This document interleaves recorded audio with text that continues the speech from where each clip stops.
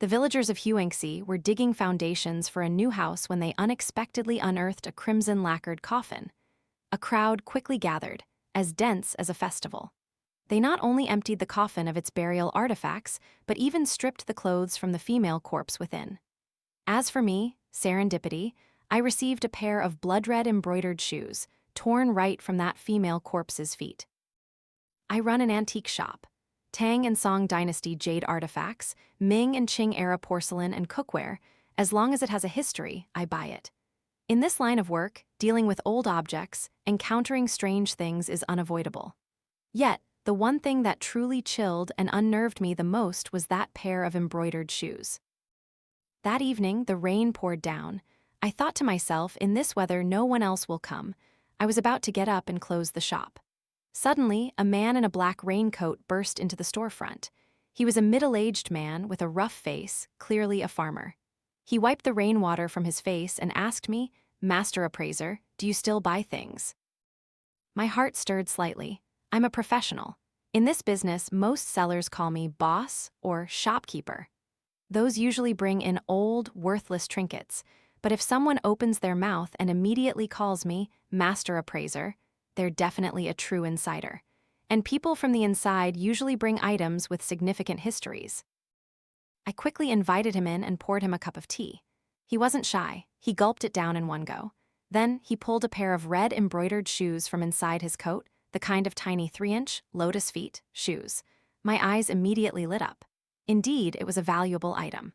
Not to mention its antiquity, the important thing was that the sole was made of jade, and the upper was crafted from premium Sichuan brocade. Even the 2 red flowers on the toes were embroidered with gold thread. The entire pair was not only a rare find, but also exquisitely embroidered. Nowadays, finding someone who could embroider with such finesse would be incredibly difficult. I immediately decided to buy them, no matter the price. The man heard my acceptance and let out a deep sigh of relief, a clear look of having shed a 1,000-pound burden on his face. At the time, I found his reaction a little strange, but I was so overjoyed at acquiring such a treasure that I didn't think much of it. That very evening, I contacted a buyer. I intended to sell the embroidered shoes to a renowned local tycoon, Mr. Liu. Mr. Liu was wealthy and particularly fond of collecting antique women's items. According to him, he was tired of modern women. Only women from ancient times gave him a feeling. And the only way he could connect with women of the past was through these antiques. For years, Mr. Liu had bought countless items from me: jade combs, cosmetic sets, and so on.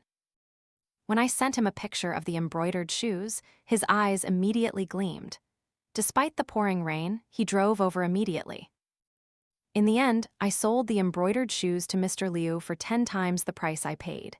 He even gave me an extra 10,000 yuan and instructed me that if I ever got items like this again, he should be the first to know. I smiled broadly, quickly replying, "Absolutely." Who knew that the very next morning, trouble would strike? Mr. Liu's family came straight to my door, saying that Mr. Liu was dead. My heart skipped a beat. Could it be because of those embroidered shoes?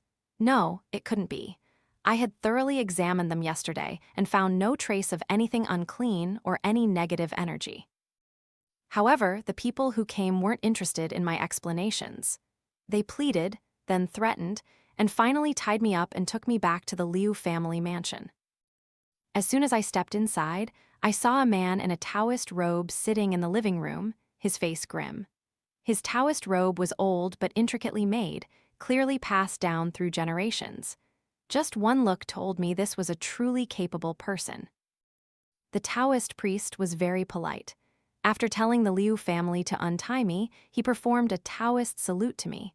I returned the gesture and went straight to the point. "How did Mr. Liu die? Are you sure it's because of the item I sold?" The Taoist priest's expression grew heavy. Mr. Liu was skinned alive, enduring excruciating pain until death. This death is too sinister. No human could inflict such an act. Only a ghost could do something like that. Skinned alive until death. My heart sank. This act was truly cruel. "And why are you so sure it's because of your item?"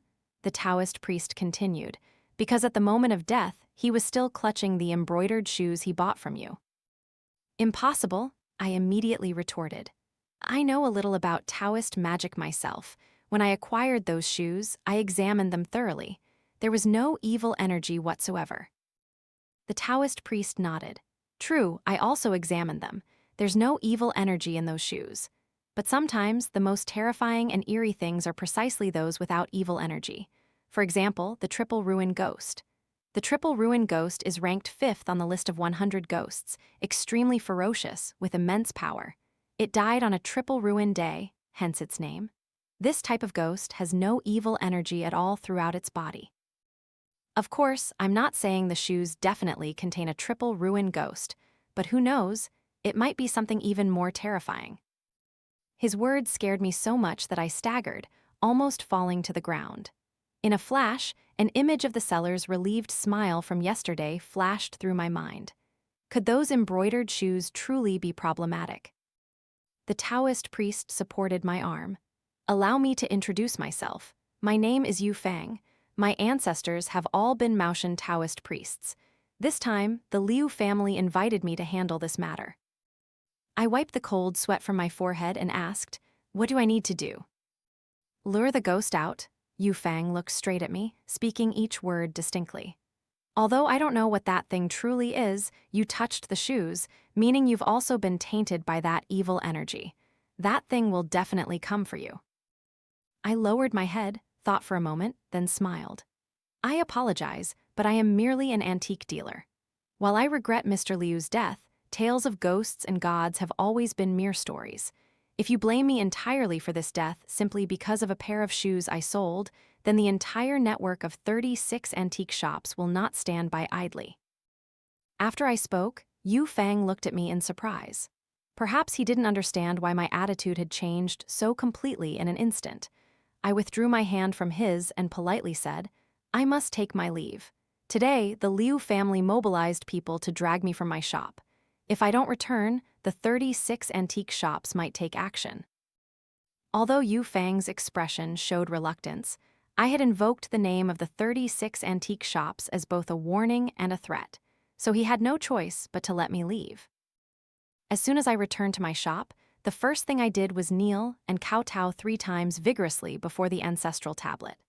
Honestly, thinking back, those embroidered shoes really did seem odd in every way. So, I believed every word Yu Fang said. I also knew very well that the strange entity attached to those shoes would definitely come for me tonight. But to ask me to stay at the Liu family mansion to be bait for a ghost? No way. Luring a ghost at the Liu family mansion meant an unpredictable outcome of life and death. But in my own shop, I was 100% certain that no ghost, whatever it might be, could harm me. This antique shop, from its very construction, had been arranged with the Azure Dragon and White Tiger formation. The shop and the formation were one. As long as the shop stood, the formation remained. Furthermore, the shop was protected by several ancestral masters. Frankly, I didn't believe anything could harm me under such double protection. It was precisely this confidence that allowed me to refuse Yu Fang's proposal. As soon as the sun set, I closed the shop and went to bed. Tonight was not suitable for guests, otherwise, it would be hard to tell if visitors were human or ghost.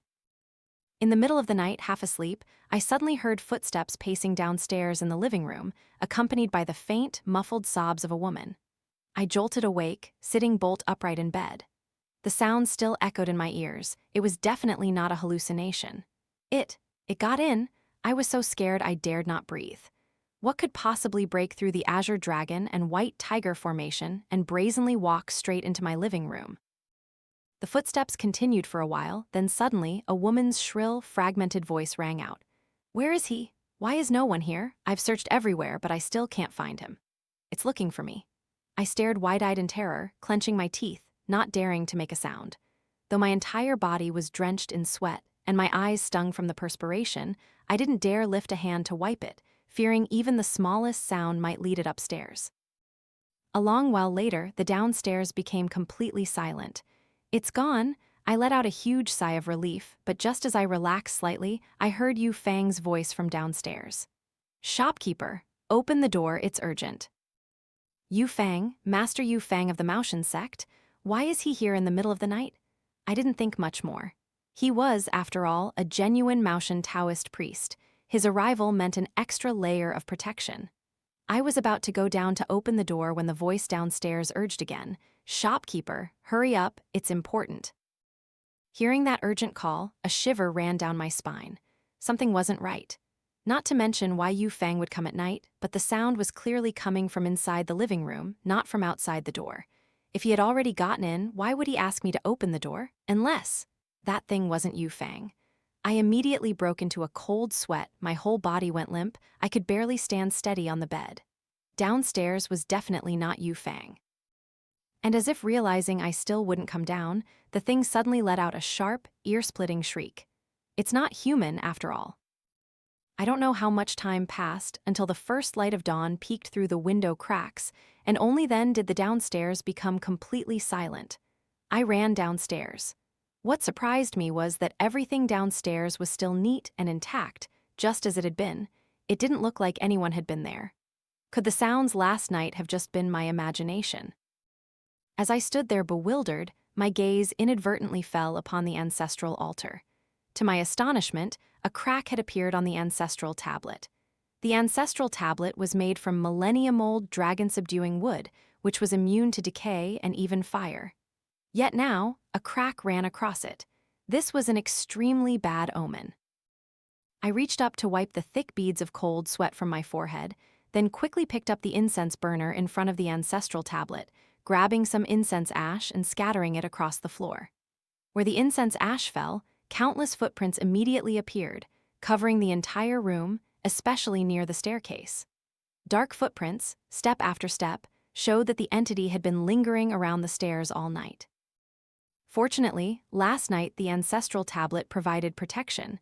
That thing couldn't find a way up the stairs, and I was lucky enough to keep my life.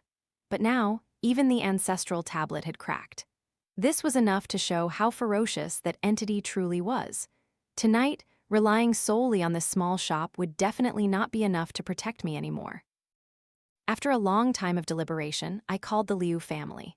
When Yu Fang arrived, he lingered in front of my shop for a very long time before finally stepping into the hall. Yu Fang clicked his tongue, a look of surprise on his face. This land truly is a naturally formed azure dragon and white tiger formation. No wonder you refused me last night. With this house protecting you, I fear that no matter how vile an entity, it wouldn't be able to harm you. I gave a bitter laugh. I thought so too last night, but if what you say is true, then I wouldn't have had to call you today. As soon as I finished speaking, Yu Fang's expression immediately changed. What do you mean? Even the azure dragon and white tiger formation couldn't protect you? I forced a smile and showed him the ancestral tablet. As soon as Yu Fang took it, his face became extremely grim. A millennium-old lightning struck wood also cracked. I nodded. The azure dragon and white tiger formation was completely useless against it last night. Only this lightning struck would barely manage to save my life for one night. But if I escape today, there's no guarantee I'll escape tomorrow. That's why I rushed to call you this morning. Impossible. Yu Fang's eyes widened, looking at me.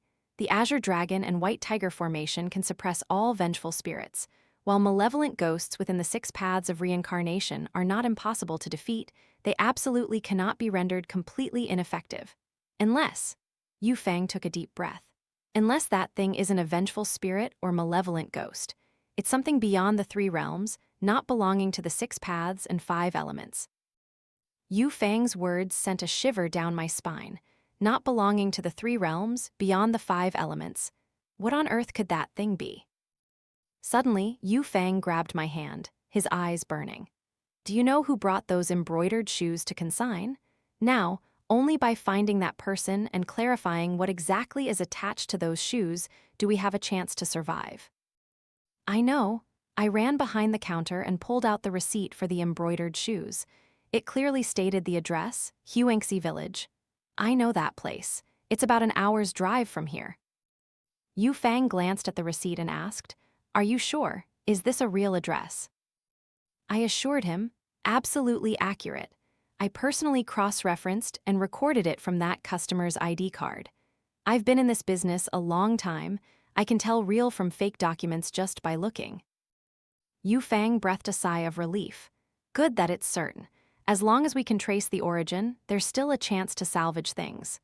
Without further delay, Yu Fang drove off with me beside him, heading straight for Huangxi village.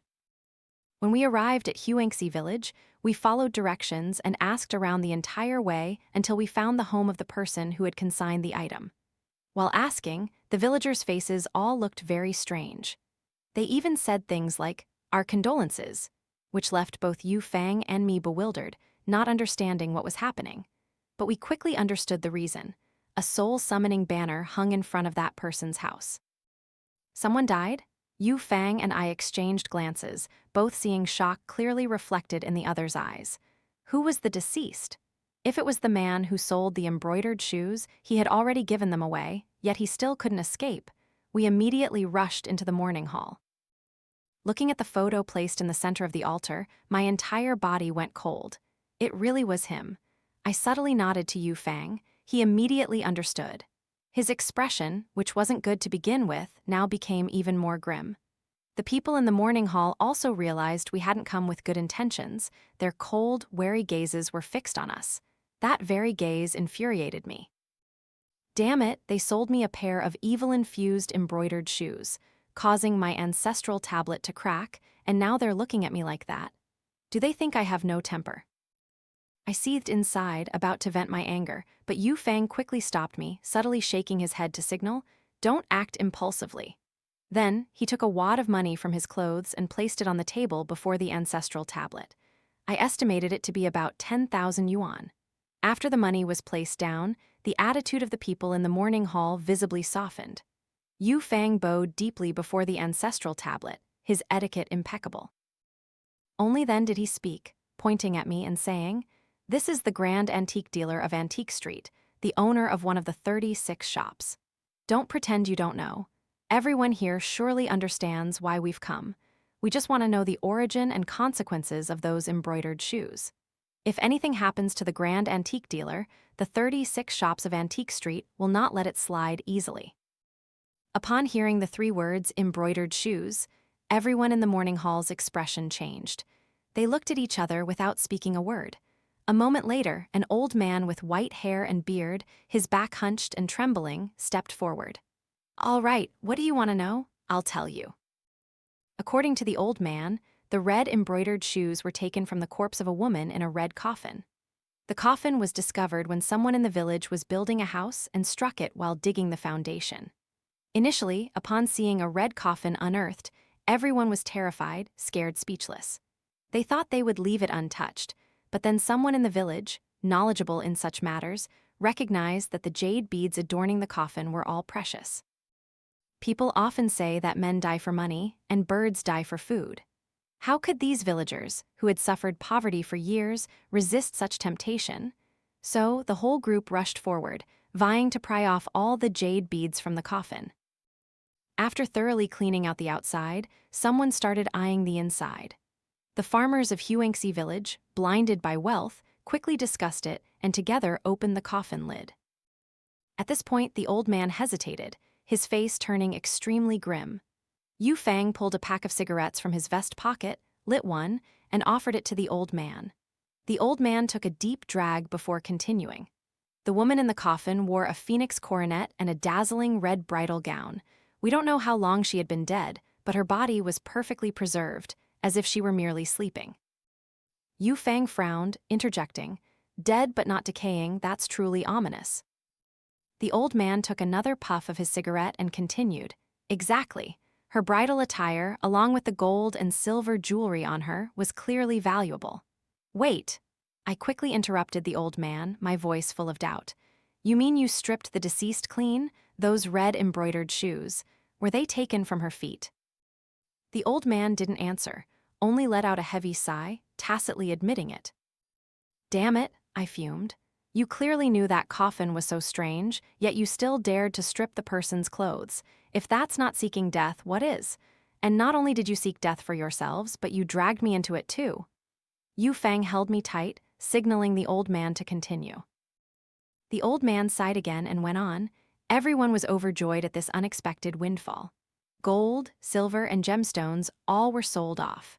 But the clothes on the female corpse were different. They were antiques, requiring a specialist to handle the transaction. Everyone was also afraid that selling too much at once would attract attention, so those who stripped the clothes decided to keep them, waiting for a suitable opportunity to sell. I frowned. That's not right. You agreed to wait a while before selling, so why were the embroidered shoes sold so early? Yu Fang, standing beside me, let out a cold snort. Disrespecting the dead and expecting an opportunity, they received their retribution before even selling. The old man nodded. Precisely. Those who stripped the female corpse's clothes died terribly, one by one. Not a single one survived. The remaining villagers were scared to death and immediately returned all the garments and items from the female corpse, exactly as they were. At that time, everyone thought returning them would be the end of it. Who knew that Wang Shan still kept one pair of embroidered shoes? The old man gritted his teeth. That greedy fool not only caused his own death, but implicated the entire village. Just because one item was missing, everyone involved in the incident died in a single night. After the old man finished his story, the room fell into a long, profound silence. Yu Fang finished his cigarette, stood up, dusted himself off, and then said to the old man, "Let's go. Lead us to see the female corpse." The old man sighed and shakily stood up, leading us to the coffin. The moment I saw the coffin, I felt a wave of cold energy run through my entire body, chilling me from head to toe. In our line of work as yin-yang antique dealers, our skills are honed from childhood. I am a master appraiser. My seeing and smelling abilities have reached their peak. To put it simply, seeing means observing. Just by placing an item before my eyes, I can estimate its age with relative accuracy. Smelling is about detecting. Many antiques, after being buried for a long time, carry the musty smell of earth. But once unearthed, that smell dissipates quickly. So, by just a sniff, I can generally estimate how long ago an object was unearthed. However, this coffin before me, I smelled no earthy scent at all. I only detected a strong, pervasive smell of blood. Based on the coffin's structure, it was likely crafted about 100 years ago. But what kind of blood scent could persist for a century without fading? Yu Fang walked a circle around the coffin and asked me if I could discern anything. I pointed at the coffin and said, "This coffin wasn't painted red with lacquer. It was dyed red by blood. The smell of blood is incredibly strong." Yu Fang frowned, lit another cigarette, took 2 deep drags, then spoke. "Shall we open it and take a look?" I gave a bitter laugh. Whether we want to or not, we have to. Finally, Yu Fang and I joined forces to open the coffin lid. Inside, it was empty, there was nothing. But we saw something even more terrifying. The entire interior of the coffin was also blood red. Yu Fang and I looked at each other, both understanding one thing: this coffin wasn't merely painted with blood. It had been steeped in blood until it soaked to such a crimson color. The blood had permeated every wood grain, every crack, until the entire coffin turned a vivid, blood-bright red. My whole body began to tremble uncontrollably. I stammered, "Such a large coffin. How much human blood would it take to soak it to this extent?" 49 people? Yu Fang's face was so grim it looked like it was about to drip water. To steep this thing, it required the blood of 49 people, I think. I already know what's attached to those red embroidered shoes. I didn't understand much about Taoist matters, so I could only look at Yu Fang blankly and ask, "What is it?" "The Celestial Blood Corpse Fiend. Half corpse, half ghost, both a corporeal killer and a spectral killer. But it's not considered a jiangshi, nor is it a malevolent ghost.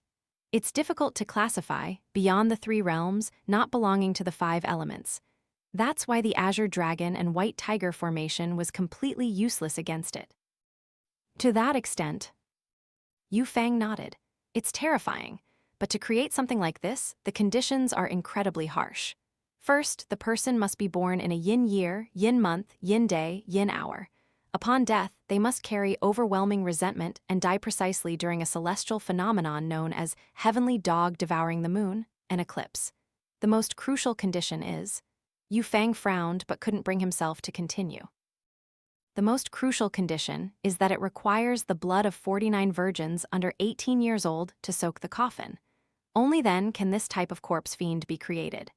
Because the conditions are so stringent, this type of corpse fiend has appeared no more than 3 times throughout history.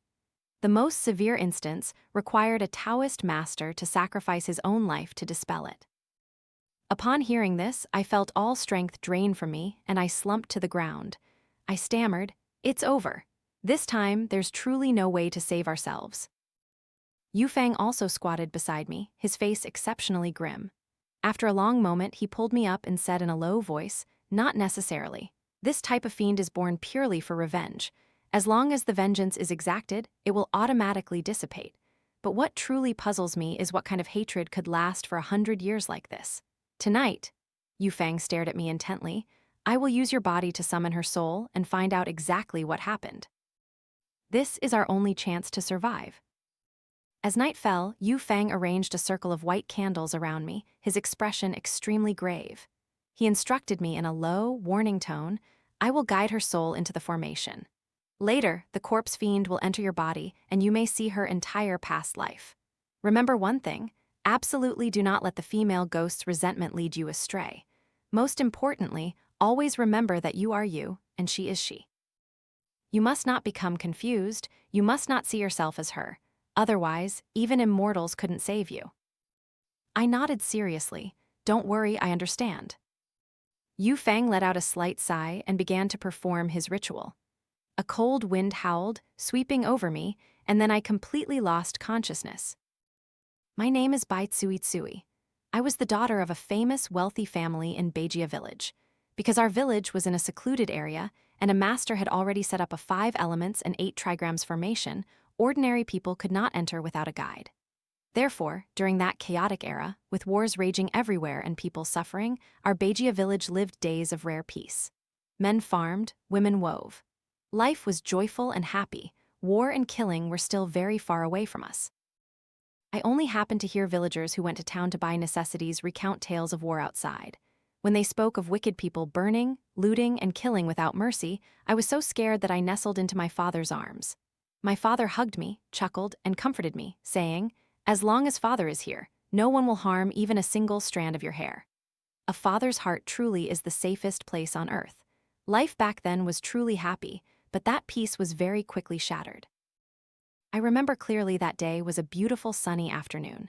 A group of people, covered in blood, hovered outside the village gate. Thanks to the 5 elements and 8 trigrams formation, we saw them, but they couldn't see us. Among the group, there was someone knowledgeable in feng shui. He suddenly fell to his knees, kowtowing 3 times powerfully towards the village. They cried out, "When the nation prospers or falls, every common man has a duty. We are righteous warriors, now pursued by invaders. We beg you to open a path for us, let us take refuge."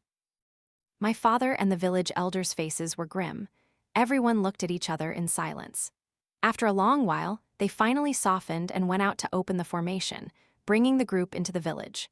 My parents painstakingly cared for them, cooking food, bringing water, and even inviting the village healer to treat their wounds.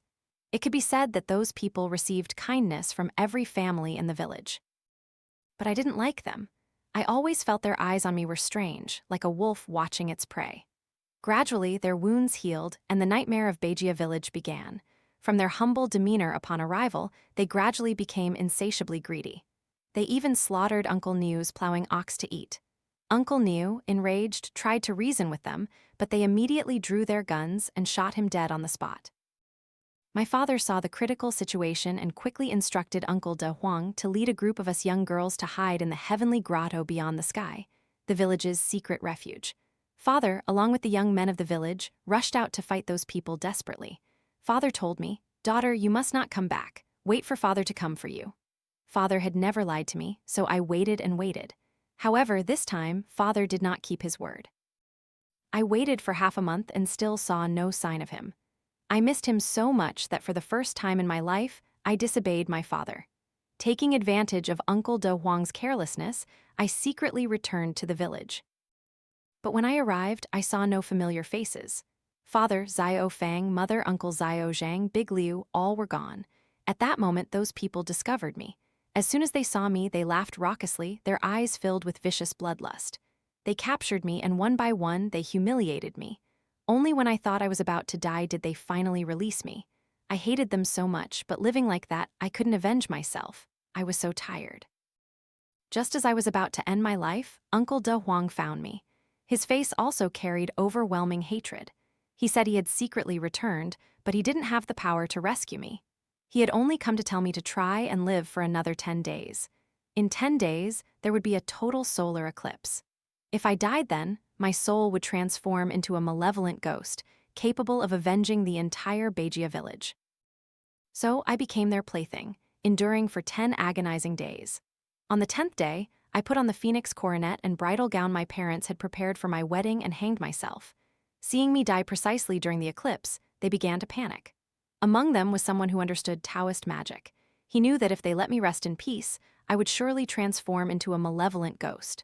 So, they used soul-sealing nails soaked in black dog blood to tightly seal my body in the coffin. 49 soul-destroying nails, a permanent seal. Just as my soul was about to dissipate, unable to reincarnate, Uncle De Huang secretly dug up my grave in the night. He brought me out. 49 sisters, 49 beautiful maidens, voluntarily sacrificed their blood to heal the damage caused to me by the soul-sealing nails. Before fully sinking into eternal slumber, I heard Uncle De Huang instruct me. Tsui Tsui, when you awaken, you must make them pay blood for blood. You must make them suffer the extinction of their descendants. I now write, all ghosts retreat. A furious roar like thunder pulled me back to reality. I opened my eyes and saw Yu Fang spitting fresh blood, gasping for breath incessantly. Yu Fang panted, "That was truly dangerous. I saw you almost succumb to demonic possession. It took all my strength to pull you back." I was about to open my mouth when a chilling, sinister laugh echoed, cutting me off. In a flash, Bai Tsui Tsui in her dazzling phoenix gown appeared right before Yu Fang and me. The pressure from her was immense, causing both Yu Fang and me to tremble uncontrollably. Bai Tsui Tsui's lips curled into a grotesque smile. She said, "If I hadn't intentionally left him a way out, do you think he could have pulled you back with his abilities?" I spoke up, "What do you want?" Bai Tsui Tsui's face briefly showed a malevolent glint. "I want them to pay blood for blood, but times have changed, 100 years have passed. I no longer know where they are. You must find them for me, then I will spare you and Mr. Liu's family. What do you say?" "All right," I nodded without hesitation. 1, because I had no right to refuse. 2, because through Bai Tsui Tsui's eyes, I had relived everything she had experienced. I understood to the depths of my heart that unquenchable hatred. After Bai Tsui Tsui left, Yu Fang looked at me with sorrow and resentment. 100-year-old affair, where do we find their descendants now? I shook my head, looking straight at Yu Fang. "I think I might know where their descendants are." Yu Fang looked at me skeptically. "Why do you say that?" "From the very beginning, when Wang Shan handed me the embroidered shoes, he called me Master Appraiser. That proves he's an insider. But when we inquired in the village, everyone said Wang Shan was just an ordinary farmer. This indicates that Wang Shan never left the village to learn a trade, so his skills could only have been passed down by his ancestors." Yu Fang seemed to awaken, looking at me. "You mean Wang Shan's ancestors were also practitioners of the yin-yang arts?" I nodded. "Very likely. Bai Tsui Tsui was probably nailed into the coffin by Wang Shan's ancestors." After I finished speaking, Yu Fang shook his head. "That reasoning is too hasty. There are many ancestors who practiced yin-yang arts. We can't simply conclude that the Huangxi villagers are Bai Tsui Tsui's enemies based solely on that." Of course, I'm not just basing it on that. In terms of Feng Shui, Huangxi village, nestled by mountains and rivers, should naturally be a place of lush greenery and abundant flowers. But did you notice? The areas we passed through in the village had barely a blade of grass. Yu Fang looked at me with a hint of surprise. "I didn't expect you to also know Feng Shui." I nodded slightly. As a master appraiser, one must know a little bit of everything. Yu Fang didn't answer, lowering his head in thought for a moment before saying, "A place that should be lush, but is barren indicates a very strong concentration of yin energy. You mean the souls of those people from 100 years ago are still there?" "Precisely," I nodded. "Those people repaid kindness with malice, committing monstrous sins. If I'm not mistaken, even in death, they wouldn't dare report to the underworld. I suspect they are still lurking in the mortal realm." Upon hearing this, Yu Fang excitedly shot up, clapping his hands. "Excellent! Tomorrow is Triple Ruin Day, the night of 100 ghosts. when 100 taboos are broken. Tomorrow, I will go to Huangxi village to perform a ritual, lure those ghosts out, and then we will know if they are truly Bai Tsui Tsui's enemies. As soon as dawn broke, Yu Fang and I immediately went to Huangxi village. We told the villagers that we would perform a ritual to lay the female corpse in the coffin to rest. The people of Huangxi were incredibly grateful and welcomed us warmly. All day long, Yu Fang and I were busy preparing everything. As soon as the sun set, Yu Fang activated the formation. Hundreds of vengeful souls, buried beneath the earth for 100 years, broke through the soil and emerged. The moment they appeared, Bai Tsui Tsui also materialized. Seeing the overwhelming resentment on Bai Tsui Tsui's face, Yu Fang and I exchanged glances, breathing a sigh of relief. It seemed we had made the right gamble this time. Upon seeing Bai Tsui Tsui, the vengeful souls' faces twisted in fear, and they tried to burrow back into the earth. But how could she let them have their way? With just a gentle wave of Bai Tsui Tsui's hand, all escape routes were cut off. Yet, she didn't rush to kill them. It seemed she wanted to savor the terror clearly visible on each of those ghostly faces. Bai Tsui Tsui threw her head back and laughed loudly. Heaven has eyes. 100 years ago, you annihilated my clan and massacred my entire family right before my eyes. Now it's your turn to taste that very same agony. Right before the eyes of the vengeful souls, Bai Tsui Tsui flayed and ripped the tendons of each Huangxi villager. Cries and pleas for mercy echoed everywhere. The old man who had guided us yesterday fell to his knees before Yu Fang, sobbing, "Please save us. We had no idea what our ancestors did." Yu Fang hesitated for a moment, his gaze shifting towards Bai Tsui Tsui. She merely let out a cold snort. "You say you are innocent? Then, when my entire Beijia clan was wiped out, did anyone pity us? Go ask your ancestors if they ever spared us. Your continued existence today is built upon the lives of countless Beijia people." The vengeful souls shrieked and struggled, trying to break free from her control. But it was useless. They could only watch, horrified, as Bai Tsui Tsui savagely massacred their descendants. Finally, one vengeful soul couldn't bear it, falling to the ground and weeping, admitting guilt, but it was already too late. The massacre lasted for 5 agonizing hours. Bodies lay strewn everywhere, and cries of lament echoed through the space. Only when the last person of Huangxi village was killed did Bai Tsui Tsui stop. After that, she crushed the souls of the perpetrators from 100 years ago, ensuring they could never reincarnate. The century-long vendetta finally came to a complete and full close today. Bai Tsui Tsui bowed deeply to Yu Fang and me, then transformed into a wisp of smoke and vanished into thin air. After everything had settled, I asked Yu Fang, "How much did the Liu family pay you that you would risk your life for them like this?" Yu Fang just smiled and shook his head. "Money is just an external possession to me. To say it bluntly, if I wanted money, people would bring as much as I desired right to my door. The only reason I wouldn't risk my life is for money." I looked at Yu Fang with a puzzled expression. "Then, why did you risk your life for the Liu family?" Yu Fang replied, "What if I risked my life like this not for the Liu family, but because I wanted to get to know you?" I immediately understood what he meant. "You want to join the Yin Yang Guild?" Yu Fang merely smiled, saying nothing more. Sometime after that incident, Yu Fang officially joined the Yin Yang Guild as a member of the Taoist sect. During a casual chat one day, Yu Fang asked me, "Tell me, after 100 years have passed, is it possible that no one from Huangxi village escaped Bai Tsui Tsui's resentment and wandered off?" My hand paused mid-polish of an antique, and I turned to look at him. Who knows? Bai Tsui Tsui's resentment was too strong. Even if some people escaped Huangxi, they could probably be counted on one hand. Yu Fang nodded. True, but as long as Bai Tsui Tsui existed, the fate of the Huangxi villagers would surely still be affected. Those who escaped Huangxi village would certainly try everything to make her disappear. With your knowledge, knowing the celestial paths above and the terrestrial geography below, and being so proficient in yin-yang matters, did you truly not notice there was a problem with those red embroidered shoes from the very beginning?